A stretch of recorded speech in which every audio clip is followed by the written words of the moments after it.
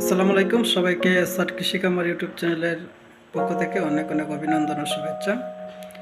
দর্শক, আপনারা কিভাবে সেমি অটো ইনকিউবেটরের ডিএম পরীক্ষা কিংবা ক্যান্ডেলিং করতে হয় এ বিষয়ে আজকে আপনাদেরকে একটু ধারণা দেব।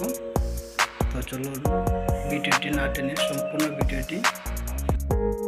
প্রথমে এইভাবে একটি লাইট নিতে হবে, কিংবা মোবাইলে প্লাস লাইট কিংবা টর্চ লাইট নিতে হবে। তারপরে একটি একটি করে এভাবে ডিম বাছাই করে নিতে হবে, যাতে কোনো ধরনের ফাটা কিংবা নষ্ট ডিম আছে কিনা এভাবে সুন্দর করে এক এক করে বাছাই করে নিতে হবে।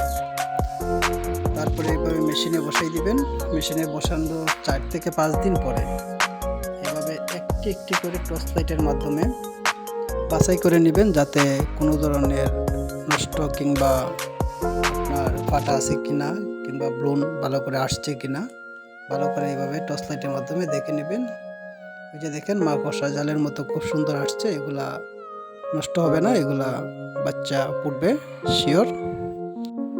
এভাবে একটি একটি করে সবটি ডিম মেশিনে সবটি ডিম বেছে নিতে হবে, যাতে কোনো সমস্যা আছে কিনা ভালো করে ব্রুন আসছে কিনা সুন্দর করে দেখে নিতে হবে। যদি ভালো করে দেখে নেন তাহলে আপনার ডিমের পার্সেন্টেজ ভালো আসবে, নষ্ট ডিমগুলো বাহির করে নেবেন। এই দেখেন খুব সুন্দর মাকড়সা জালের মতো আসছে, এগুলো শিওর ফুটবে বাচ্চা। তো ধন্যবাদ সবাইকে, সবাই ভালো থাকবেন।